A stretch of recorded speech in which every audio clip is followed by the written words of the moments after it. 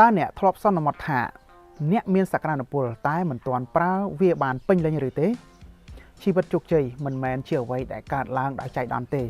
វាជាលទ្ធផលនៃការសម្រេចចិត្តការប្រព្រឹត្តនិងការធ្វើសកម្មភាពជាបន្តបន្ទាប់ប្រសិនបើអ្នកចង់ក្លាយជាមនុស្សល្អជាងមុនតើអ្នកត្រូវផ្លាស់ប្ដូរអ្វីខ្លះ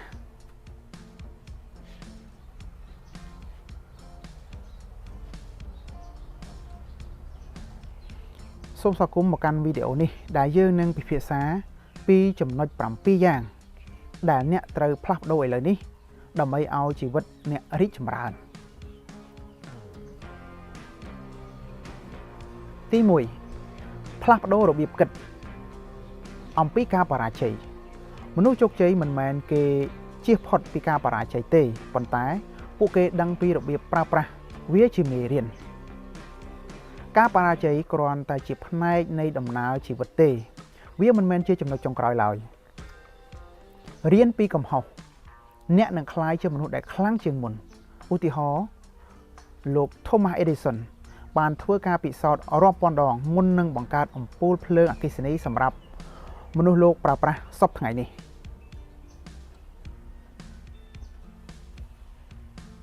ទី2ផ្លាស់ប្ដូរវិន័យរបស់អ្នកមិនមែនការចង់បាននាំឲ្យអ្នកជោគជ័យទេតែការផ្លាស់ប្ដូរចិត្តបដិញ្ញាចិត្តធ្វើសកម្មភាពជាបន្តបន្ទាប់ទៅវិញទេដែលនាំមកនៅលទ្ធផលសូមចាប់ផ្ដើមពីអ្វីតូចៗមុនពេលទៅដល់គោលដៅធំ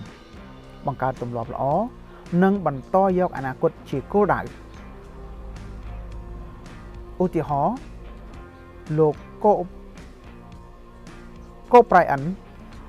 ធ្វើការហ្វឹកហាត់មុនគេនិងយូរជាងគេដើម្បីក្លាយជាកីឡាករល្អបំផុតក្នុងពិភពលោកទី3ផ្លាស់ប្ដូរផែនការរបស់អ្នកតើអ្នកកំពុងសម្រេចគោលដៅរបស់អ្នកដោយផែនការដែលមានប្រសិទ្ធភាពឬទេសូមកំណត់គោលដៅឲ្យបានច្បាស់លាស់និងរៀបចំផែនការដែលអាចអនុវត្តបានប្រើសកម្មភាពកំណត់កាលវិភាគជាក់ស្ដែងឧទាហរណ៍លោក Elon Musk មានគោលដៅធំក្នុងការបង្កើតក្រុមហ៊ុន SpaceX និងក្រុមហ៊ុន Tesla តែគាត់បែងចែកវាជាដំណាក់កាលតូចៗទី4ផ្លាស់ប្ដូរបរិស្ថានជុំវិញអ្នកបរិស្ថានអវិជ្ជមានអាចរាំងស្ទះអ្នកពីការចាប់អារម្មណ៍លើការរីកចម្រើនរកមិត្តភ័ក្តិដែលជំរុញអ្នកឲ្យទៅមុខជៀសវាងមនុស្សដែលនាំអារម្មណ៍អវិជ្ជមានមកកាន់អ្នក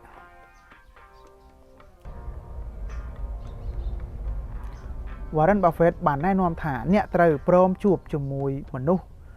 ដែលមានឥទ្ធិពលវិជ្ជមានទី5ផ្លាស់ប្ដូររបៀបប្រើពេលវេលាមនុស្សគ្រប់រូបមានពេលវេលាដូចគ្នាតែអ្នកប្រើវាយ៉ាងដូចម្តេចកុំស្ថិតនៅលើសកម្មភាពដែលមិនមានតម្លៃប្រើពេលវេលាដើម្បីរៀនសូត្រនិងអភិវឌ្ឍខ្លួនលោក Bill Gates អានសៀវភៅជារៀងរាល់ថ្ងៃដើម្បីបន្តការរៀនសូត្រក៏ដូចជាទទួលបាននូវចំណេះដឹងថ្មីៗក្នុងការអភិវឌ្ឍទៅលើអាជីវកម្មឬក៏ផ្លាស់ប្ដូរអាជីវកម្មឬក៏កែលម្អអាជីវកម្មរបស់គាត់ទី6ផ្លាស់ប្ដូរលំនាំអារម្មណ៍វិជ្ជមានការគិតវិជ្ជមានមិនមែនមានន័យថាត្រូវលាក់បាំងពីបញ្ហានោះទេវាប្រកាសថាអ្នកត្រូវស្វែងរកឱកាសក្នុងរាល់បញ្ហាមិនឲ្យបញ្ហាคล้ายជារបាំងរាំងផ្លូវតែឲ្យវាคล้ายជាមេរៀនសម្រាប់អ្នកស្វែងរកសេចក្តីអរគុណក្នុងអ្វីដែលអ្នកមានឧទាហរណ៍ Oprah Winfrey ឲ្យតម្លៃយ៉ាងខ្លាំងនឹងភាពអរគុណទី7ផ្លាស់ប្ដូរជំនឿលើខ្លួនឯងប្រសិនបើអ្នកមិនជឿលើខ្លួនឯងក៏មិនមាននរណាម្នាក់ជឿលើអ្នកដូចគ្នាសូមចូលចិត្តខ្លួនឯងនិងទទួលស្គាល់សមត្ថភាពរបស់ខ្លួនឯងសកម្មភាពដែលអាចជំរុញឲ្យអ្នកមានជំនឿលើខ្លួនឯងតើជាអ្វី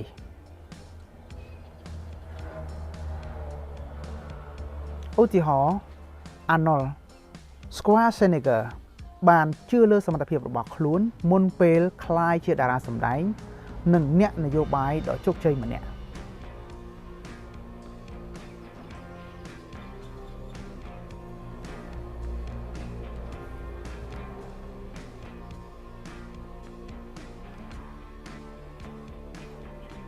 តើអ្នកចង់ក្លាយជាមនុស្សថ្មីឬសូមចាប់ផ្ដើមផ្លាស់ប្ដូរពីថ្ងៃនេះផ្លាស់ប្ដូរការគិតអំពីការបរាជ័យផ្លាស់ប្ដូរពីវិន័យនិងការប្រព្រឹត្តរបស់អ្នកបង្កើតផែនការដែលអាចអនុវត្តបានជ្រើសរើសបរិស្ថានដែលជួយឲ្យអ្នកលូតលាស់បានល្អប្រើពេលវេលាដែលបានប្រសើរបំផុត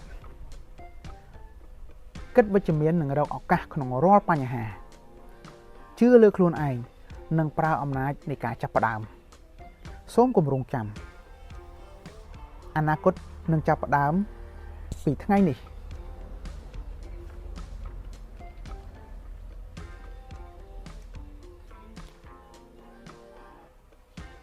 ចូលរួមជាមួយនឹងអត្ថបទនេះហើយចែករំលែកបន្តដើម្បីទទួលបាននៅមាតិកាថ្មីៗល្អៗបន្ថែមទៀតសូមអរគុណ